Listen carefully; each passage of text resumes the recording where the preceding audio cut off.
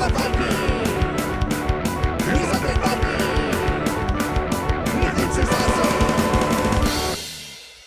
everybody, this is me, and this is the game called Jailbreak. Jailbreak is a game for up to 6 people, where each person is going to be taking on the role of a convict in a penitentiary, and they all have a plan of trying to escape. But only one person can succeed. As soon as the first person escapes, the game is over. This isn't a cooperative game. So basically what each person is going to be doing is they're going to be chasing down the necessary items that they need to facilitate their attempt to escape, while avoiding the guards who want to bust them and send them to solitary, and also avoiding the other players who want to shiv them and send them to the infirmary. It sounds serious, but it's kind of a lighthearted game. The artwork is great. The game plays very quick and loose and fast, and I found myself enjoying it immensely. So let me show you how to play the game, and then we'll come back here and I'll talk a little bit more about why I like... Alright, this is the game of Jailbreak, and this is the map of the prison that you're going to be trying to escape from. And this is set up randomly. Each one of these cards has a room backing to it, and you shuffle these up and you deal them out randomly to create your grid. Now, you don't have to do this little 6x4 grid. That's just one of the more common ones that's created. It does suggest different options. The crazier the way that it is set up, the more difficult it is going to be to move about. Obviously, a nice, like, plain, straight square is going to make a fairly easy prison to navigate. When you move, you are moving orthogonally. You cannot move diagonally. Each person will start in their cell. Each person gets a die that corresponds with their color. I don't have an orange die. I have a white, so just keep that in mind. That's why I have a white die and not an orange die to go along with that guy. Each tower... stand that guy up.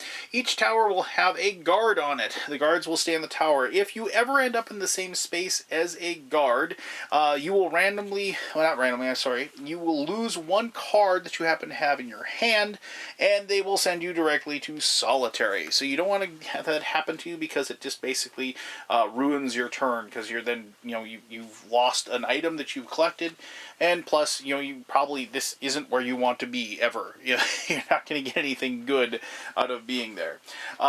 You can purposely go walk onto a guard if you want to, for whatever reason. Perhaps it just will strategically be beneficial to you. Perhaps you need to get away from the other players who might be chasing you down to shiv you, or maybe the solitary is closer to your escape plan that you're going to be using to get out of prison.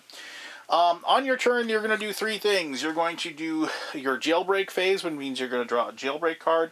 You're going to take your actions. You get 3 actions per turn, and then you're going to draw a guard card, an officer card, at the end of your turn. So, before I get into the actual turn, let me just show you. You do start with a identity, if you will, and you're going to have like a certain ability, like say like the supplier, add +1 to any resource roll when you're trying to collect things. The escapist, add +1 to any escape roll. Add +1 to any player versus player roll, and so forth. So you just have a card that denotes like a certain ability that you'll have that'll give you a little bit of a bonus as far as like breaking the rules, that normally that you play by. I always like variable player powers, and this game has it, so great. I like that. But anyway, regardless, on your turn, what you're going to be doing is you're going to, as I said, you're going to be drawing a jailbreak card to start with. So this one is, so it's a weapon. You just take this, it's a card, you keep this in your hand, and they'll know if you use this, you add +2 to your roll in any player versus player fight, because you have this shiv that you're going to be able to use against somebody. Then you're going to take your turn. Well, what are you trying to do in your turn? You are trying to collect the items that you need to escape. And in that case, you're going to need a key card, you're going to need a tool, and you're going to need a blueprint. Those 3 items are what you are going to be using. If you don't have one of each of those items, you can't escape. Now, you might be saying, well, why are the key card and tool evident? Well, that's just that they're just what they are. They're a key card and they're a tool. That's what they are, exactly as what the card says, and all of them are the same. However, the blueprints are not the same. The blueprints will tell you what room you need to go to after you have managed to collect one of each of these items before you can attempt your escape. Now, succeeding on any die roll in this case, unless it's like a combat between you and another player, a 4, 5, or 6 succeeds, 1, 2, 3, fails. Just keep that in mind. So on your turn, after you draw your card, we got that shiv. Now we go. So we know if we go to the recreation room, we can go there at one action, and now we can try to roll for our resource. A 4, 5, or 6 will get us a tool. Let's see what we get here. A 1. No, that's no good. Let's try again. 2. I failed. So I didn't get the recreation. That's unfortunate. So now, after that is done, I get to go ahead and draw. I have to. I said I don't get to. I have to draw. I draw an officer card. So it says, move officer to the recreation room. Well, that's unfortunate because now I have to pick one of these officers and I move to the recreation room. He spots me. He searches me. He finds the fact that I have this shiv on me and he sends me to solitary and I have to discard this card. Boo and hiss. But that is how it goes. Now, necessarily, you're not always going to bone yourself in that way. What will happen is that the other players will then, draw the officer card and will, try to choose an officer that might be blocking their way and get it closer to one of the other players so they can do it. Another action you can do is you can fight somebody. So if you are in the same spot as somebody, one person is the aggressor that initiates the combat. You have to have an action available to do the attack. If it was your last action to move into that spot, you can't do the attack.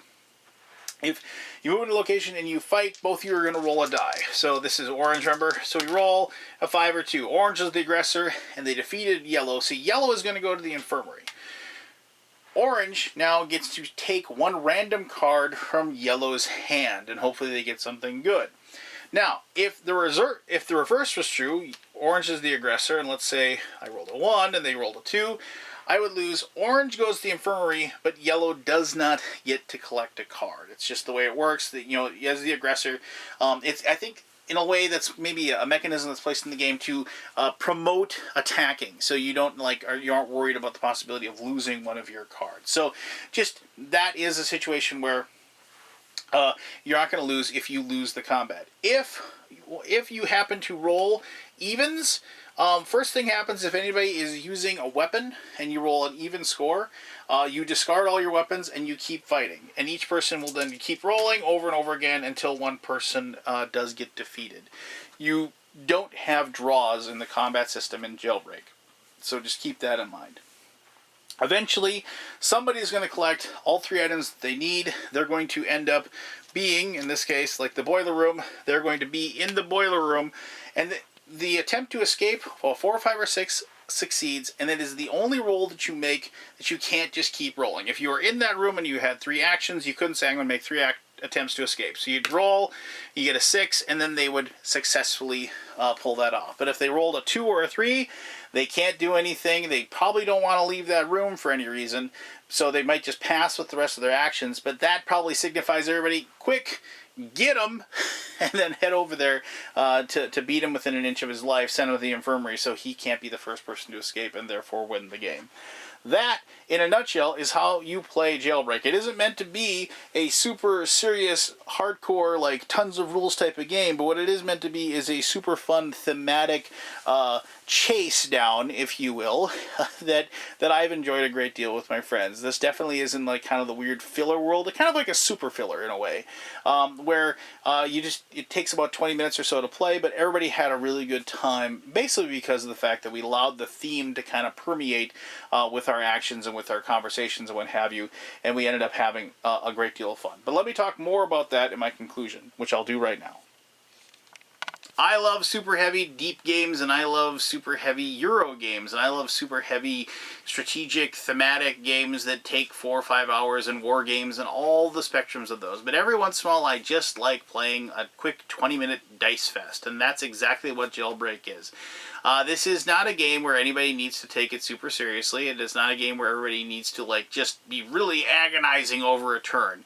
What you're going to be doing is basically chasing each other down and sicking the dogs in each other, the dogs being the officers, if you will, and just kind of, screwing people over left and right. This is a backstabby game, or a backshivvy game, if you will, and it is a game of cajoling and talking and, hey, you gotta get that guy, he's probably gonna win, and hey, you leave me alone and I'll leave you alone, that type of thing. And it definitely does evoke a lot of references that we've had to other prison movies, Escape from Alcatraz, Shawshank Redemption, that sort of thing, where we've definitely used voices and used words and, like, you know, reference those movies and what have you, to a comedic effect. And like I said, this game is in that weird super filler phase. It isn't something where you only have like 12 cards and it takes like 10 minutes to play. This game does take you about 20 minutes to play, but it is that perfect light. I don't really have to think super hard about the game, but I can have a heck of a lot of fun just because it's highly competitive, and it is all about, you know, just kind of chuckling Riley as you like screw somebody over, and also just like cursing them, you know, in a friendly way when they do the same to you. So for all those reasons, for the theme, for the artwork, just for the very simple get up, grab it and go rule set, I really enjoyed a lot of what Jailbreak had to offer. And I think if you're looking for that weird super filler esque game and you like the theme of the escape from prison theme, I think you're going to really like this one. So there you go. If you have any questions about Jailbreak, please ask away. I'll be happy to answer those to the best of my ability. As always, thank you very much for taking the time to watch this video, and until next time, I'm the Undead Viking telling you to have yourself one heck of an awesome day. Alright, bye-bye.